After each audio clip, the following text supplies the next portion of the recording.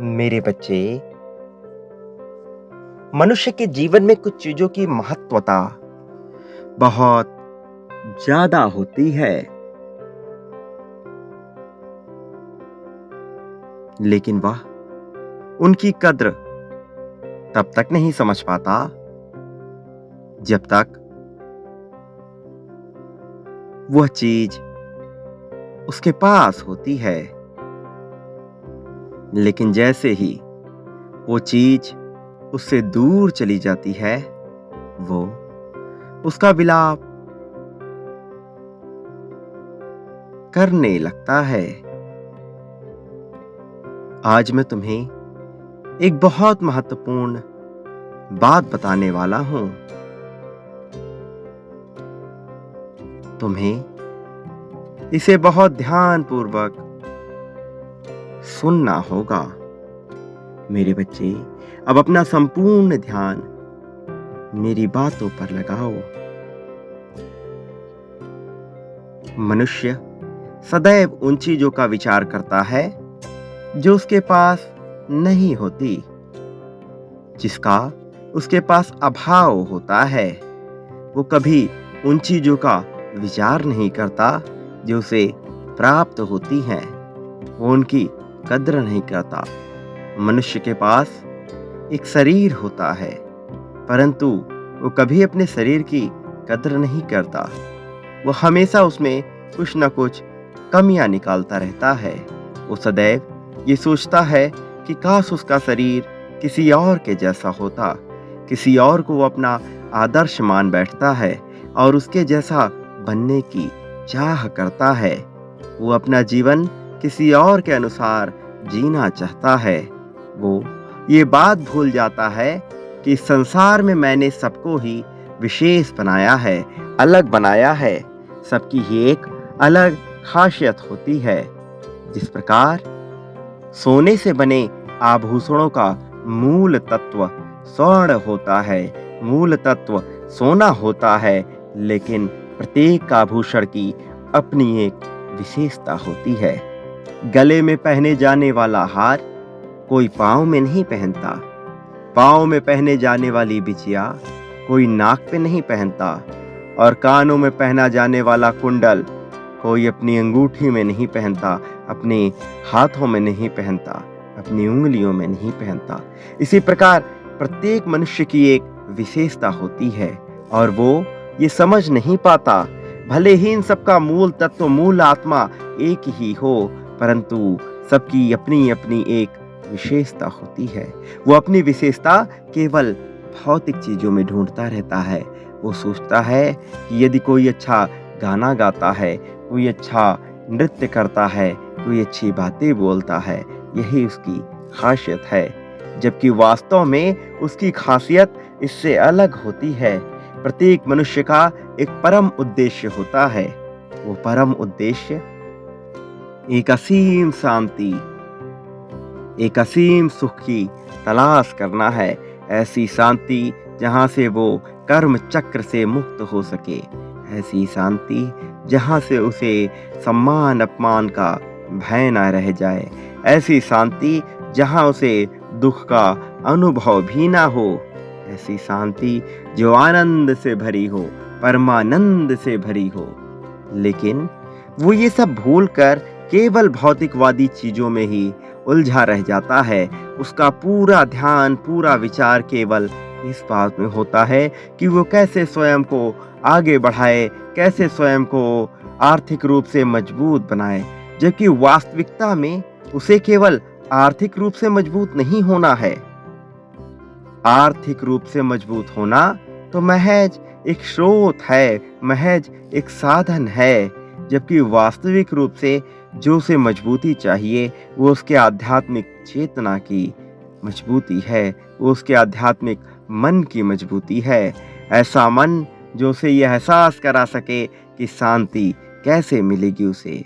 ऐसा मन जो उसे असीम सुख दिला सके। ऐसा मन जो उसके अंदर से भय को मिटा सके, उसे निडर बना सके, निर्भीक बना सके। ऐसा मन जो उसके मन में उठ रहे लोभ, काम, क्रोध को संतुलित कर सके। मेरे बच्चे, इस संसार में जो 4 स्तंभ हैं, वो सभी आवश्यक हैं, चाहे वो आर्थिक हो, चाहे वो शारीरिक हो, चाहे वो भौतिक हो, चाहे वो आध्यात्मिक हो, किंतु इन सब में सबसे बड़ा स्रोत अध्यात्म ही है और अध्यात्म से ही सब कुछ पाया जा सकता है। किंतु अध्यात्म को पाने के लिए बाकी 3 स्रोतों का मजबूत होना आवश्यक है। इसलिए मनुष्य को इतना योग्य बनना चाहिए कि वो अपने आप को आर्थिक रूप से इतना मजबूत बना सके कि उसे कभी किसी की गुलामी करके, कभी किसी की दास्ता में रह करके कोई कार्य ना करना पड़े। धन के लिए वो इतना विवश ना हो जाए कि उसे किसी की गुलामी करनी पड़ जाए।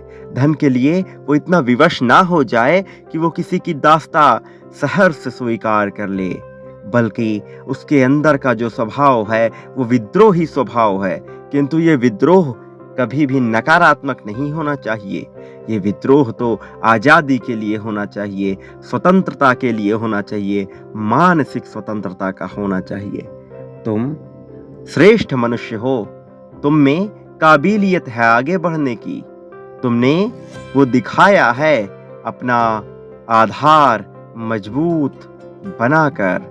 मैं जानता हूँ मेरे बच्चे, तुम अपने जीवन में क्या पाना चाहते हो, लेकिन तुम्हें इस बात पर गौर करने की आवश्यकता है कि जो तुम पाना चाहते हो, क्या वो वास्तविक रूप से उचित है? क्या वास्तव में तुम वही पाना चाहते हो जिसका तुम विचार कर रहे हो, या फिर कुछ और है तुम्हारे अंधकार की चपेट में घिरा हुआ कुछ ऐसा जिसे तुम अब तक ढूंढ नहीं पाए हो, जिसे तुम समझ नहीं पाए हो, कुछ ऐसी बातें जिसका तुम ज्ञान नहीं रख पाए, कुछ ऐसा है। तुम पाना कुछ और चाहते हो मेरे बच्चे, तुम्हें विचार करना होगा।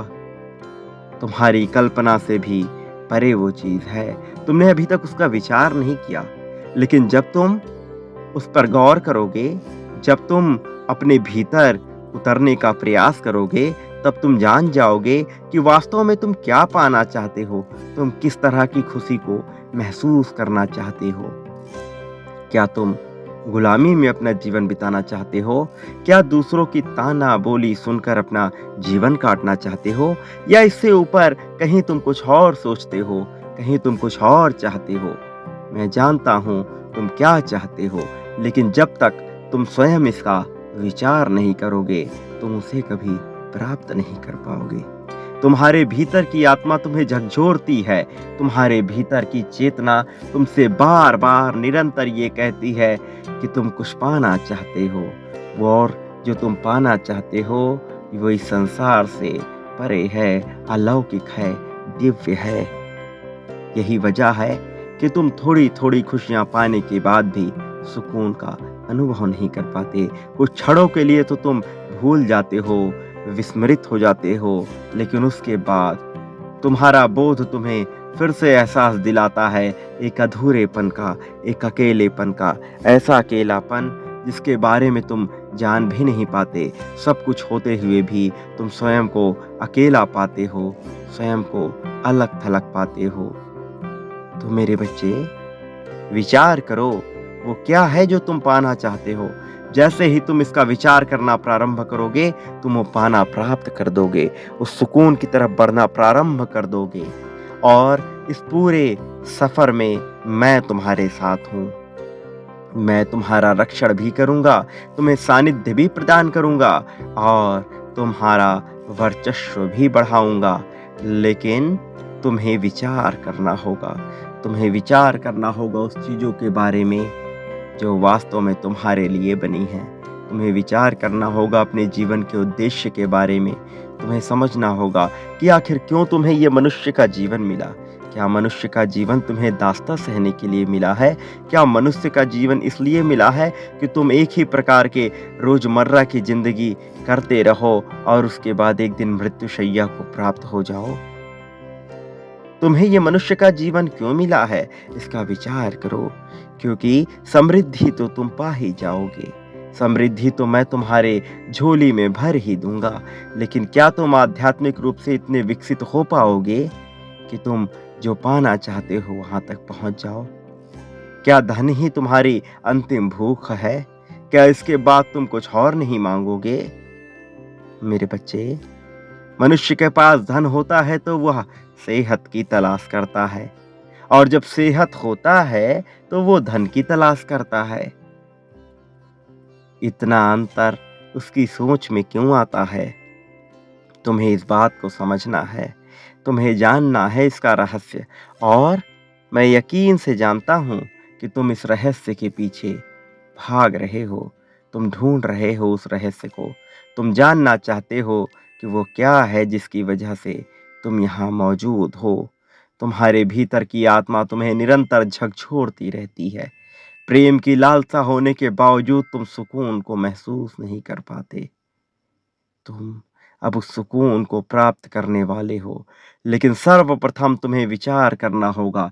अपनी चिंता त्यागो, उन छोटी-छोटी बातों को छोड़ दो जो तुम्हारे जीवन में महत्वहीन हैं, अर्थहीन हैं, जिनका तुम्हारे वास्तविक जीवन से कोई लेना-देना नहीं है। मन में बसा हुआ अहंकार तुम्हें कभी भी प्रगति के मार्ग पे नहीं ले जा सकता। वो तुम्हें कभी वो मार्ग नहीं दिखा सकता जहाँ से तुम्हें सुकून का अनुभव हो। मेरे बच्चे, तुम प्रेम देना चाहते हो, तुम प्रेम पाना चाहते हो, लेकिन ये प्रेम की कीमत क्या है? क्या कभी तुमने इसका विचार किया? तुम विचार करो, क्योंकि तुम समृद्धि को प्राप्त करने वाले हो। मैं फिर से दोहरा रहा हूँ, तुम समृद्धि को प्राप्त करने वाले हो, लेकिन क्या तुम उस सुकून को प्राप्त करोगे जिसके लिए तुमने इस धरती पर जन्म लिया है? क्या तुम इस जीवन मरण के चक्र से मुक्ति पाना चाहते हो? इसका विचार करो। तुम वास्तव में इस भौतिकवादी जीवन से ऊपर उठ के उस आध्यात्मिक चेतना के स्रोत तक पहुंचना चाहते हो। तुम उस आध्यात्मिक चेतना के शिखर तक पहुंचना चाहते हो, उसकी पराकाष्ठा को पाना चाहते हो, जहां से तुम्हें आनंद की प्राप्ति होगी, परमानंद की प्राप्ति होगी। मेरे बच्चे, मेरा आशीर्वाद तुम्हारे साथ है। मैं सदैव तुम्हारे साथ हूँ। हर परिस्थिति में मैं कालजयी विजयी रूप में तुम्हें प्राप्त हूँ। मैं तुम्हारा रक्षण करता रहूँगा, चाहे परिस्थिति कैसी भी हो। मैं तुम्हें समर्थन देता रहूँगा, लेकिन तुम विचार करो, खुशियों को आकर्षित करो, यही तुम्हारा ध्येय है। सदा सुखी रहो, तुम्हारा कल्याण होगा।